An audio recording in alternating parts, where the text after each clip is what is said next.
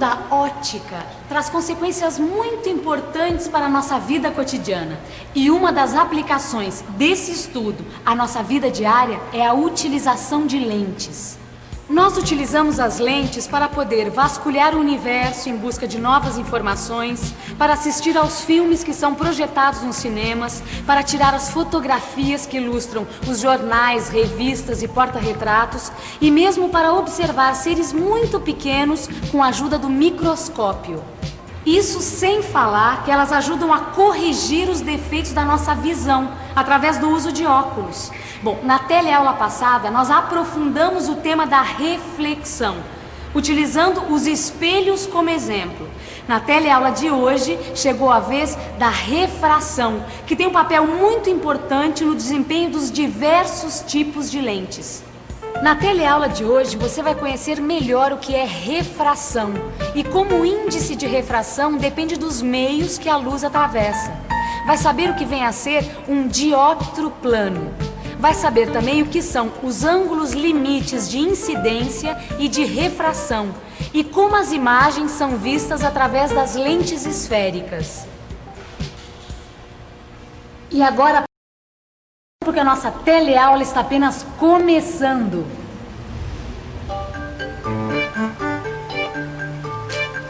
Ô Gil, Fala, Vicente. será que esses peixes estão exatamente onde a gente está vendo eles? Ou eles estão um pouco mais longe, hein? Mas que pergunta, Vicente. É claro que eles estão onde eles estão. Eu não sei não. Eu não sei não. Você tem que lembrar do seguinte, a gente tá vendo eles através de um vidro, através da água, tudo isso não importa. Sabe que eu acho que você tem razão, rapaz? Tô falando. Agora me ocorreu uma coisa. Como será que eles nos enxergam, hein? Sabe o que eu acho? Eu acho que eles também veem a gente um pouco mais longe do que a gente tá. Mas eu não sei exatamente por quê. E você? Você sabe por quê? Eu coloquei uma moeda no fundo desse copo e eu vou pedir para uma pessoa aqui da rua olhar por esse canudo e vou perguntar para ela se ela está enxergando a moeda no fundo do copo. Só que do jeito que eu coloquei a garrafa, não dá para ver a moeda. Quer ver? Cidadão, por favor. Quer colaborar aqui com uma pesquisa científica? Posso colaborar. Então vamos lá. Olha por esse canudo e me diz se você está vendo aquela moeda ali no fundo. Não, não estou vendo não. Bem, agora eu vou colocar água no copo, você vai continuar olhando pelo canudo e você vai me dizer se a moeda aparece. Vamos lá. Olha no canudo.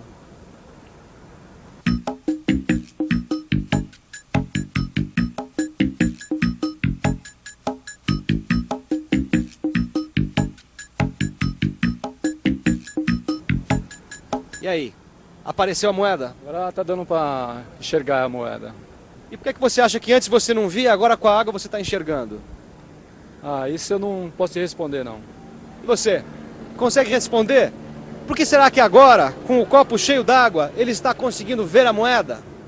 Puxa, Maristela, realmente essa experiência é demais mesmo. A criançada vai adorar. Eu também acho que essa experiência é muito boa para a gente explicar algumas leis da ótica. Mas tem uma coisa que eu ainda não entendi direito. Porque até agora foi dito que a luz anda em linha reta. E essa experiência aqui, parece estar provando justamente o contrário. Não, a luz está andando em linha reta, Rosinha. Só que em vez de andar uma vez em linha reta, ela anda duas vezes. Eu entendi. A luz passa pela água e pelo ar, é isso? Exatamente, olha só. Ela anda em linha reta na água. Aí quando ela sai da água e entra no ar, ela sofre uma refração. Mais ou menos assim, Rosinha. Olha aqui. Ao encontrar a superfície da água, a luz é desviada e consegue entrar no canudo e chegar até o olho do observador. Para cada ângulo de incidência, temos um ângulo de refração. E quando se aumenta o ângulo de incidência, aumenta-se também o ângulo de refração. Mas o que vai valer sempre é a lei da refração. Ela diz que o seno do ângulo de incidência dividido pelo seno do ângulo de refração é constante. Essa constante é chamada de índice de refração do segundo meio em relação ao primeiro. Ou seja, no caso da luz passar da água, que é o primeiro meio, para o ar, que é o segundo meio, o índice de refração vale 3/4. Mas, se for o contrário, isto é, se a luz passar do ar para a água, a constante iria valer justamente o inverso, ou seja, 4/3. E tem mais uma coisa, Rosinha. Quando um raio luminoso passa do ar para a água, ele se aproxima da normal. Então nós podemos dizer que a água é mais refringente do que o ar. Refringente? Uma coisa refringente ou refrativa é uma coisa que faz refratar, que significa quebrar, desviar a direção de alguma coisa. Olha só, Rosinha, a palavra refração vem de refratar. Por isso, quando um raio passa da água para o ar, ele muda de direção, afastando-se da normal. Bom, então se o raio luminoso ficar perpendicular à superfície, ele não vai sofrer desvio algum? Não, mas mesmo assim a lei da refração continua valendo, pois tanto o ângulo de incidência quanto o ângulo de refração são iguais a 0. O índice de refração é representado pela letra N. E para indicar se o índice que a gente está falando é o da água em relação ao ar, ou vice-versa, se costuma escrever deste modo. E a lei da refração para um raio luminoso que passe de um meio 1 para um meio 2 ficará assim. Repare que neste caso o índice de refração que aparece é o do segundo meio em relação ao primeiro. E tem que se levar em conta que cada meio tem as suas próprias características, Rosinha. Por exemplo, a refração da luz num vidro vai ser diferente da refração na água, mesmo que os ângulos de incidência sejam os mesmos. Mas tem uma coisa que não ficou bem claro pra mim. Só pra mudar um pouco, tá? Eu reparei que mesmo que a gente tenha um mesmo ângulo de incidência nas duas situações, o ângulo de refração para o caso do vidro vai ser maior que o ângulo de refração para o caso da água, não é? Observou certo. É por isso que dizemos que o vidro é mais refringente do que a água. Ele consegue desviar mais os raios luminosos do que a água. Então, conforme eu aumento o ângulo de incidência, o ângulo de refração aumenta ainda mais, não é? Exatamente. Quanto mais aumenta o ângulo de incidência, mais aumenta o de refração. Então vai chegar uma hora em que, aumentando o ângulo de incidência mais um pouco, o de refração vai chegar a 90 graus. Aí como é que fica? Boa observação, Rosinha. O que acontece neste caso é que o raio luminoso está voltando para dentro do meio onde ele estava, ou seja, o vidro. A partir desse momento, ele passa a seguir as leis da reflexão. Esse é um fenômeno muito utilizado nas fibras ópticas, como essa aqui, por exemplo. Olha só. Então, olha só, a luz percorre toda a fibra óptica e não consegue mais sair dela, pois é refletida sempre nas paredes da fibra e, finalmente, sai por essa extremidade aqui. Mas voltando ao caso do vidro, você notou bem que vai haver um determinado raio luminoso que entra com um ângulo que a gente pode chamar de lambda e que sai com um ângulo de refração igual a 90 graus. Esse ângulo é chamado ângulo limite de incidência, pois a partir dele não teremos mais raios refratados. Bem, agora nós já temos elementos para poder entender por que a moeda que está no fundo do copo deu a impressão de ter subido. Bem, nós sabemos que os raios luminosos, quando eles passam de um meio para o outro, eles sofrem desvios. Isso pode criar a ilusão de que a água aumenta o tamanho do objeto, o que na verdade não acontece. O que acontece é que a água aproxima o objeto do observador, o que dá a impressão de que o objeto ficou maior. Esse conjunto de dois meios, separados por uma superfície plana, como a água do copo e o ar, é o que nós chamamos de dióptro plano. A palavra dióptro vem de dióptrica, que é justamente a parte da física que estuda a refração da luz.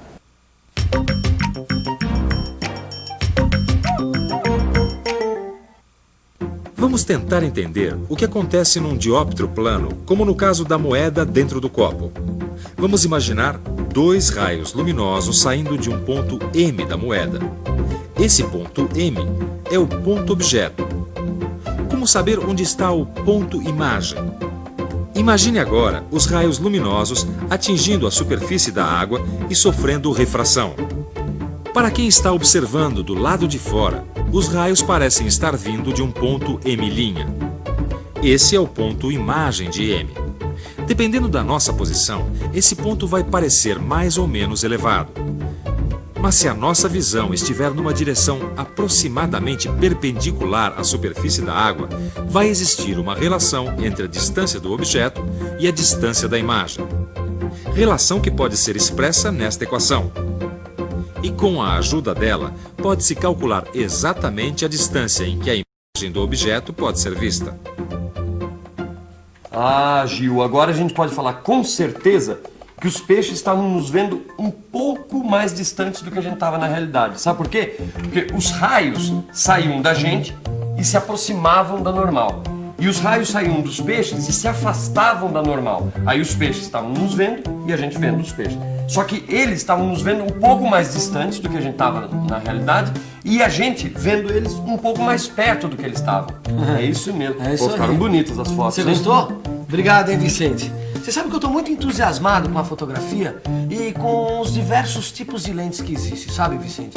Eu tenho lido muito sobre o assunto e tô ficando um pouco mais entendido, Ana.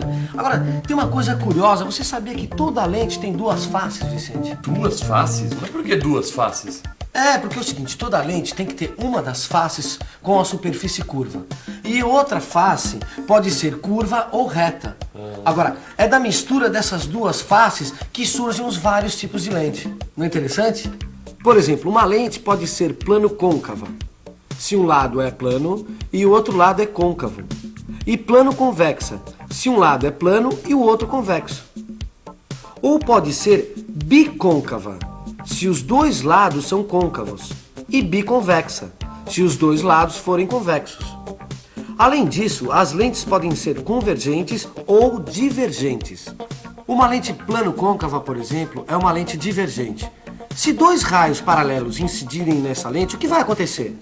Em primeiro lugar, eles vão encontrar a face plana e penetram na lente sem desvio, pois estão perpendicular a essa face. Aí eles penetram no vidro e encontram a segunda face.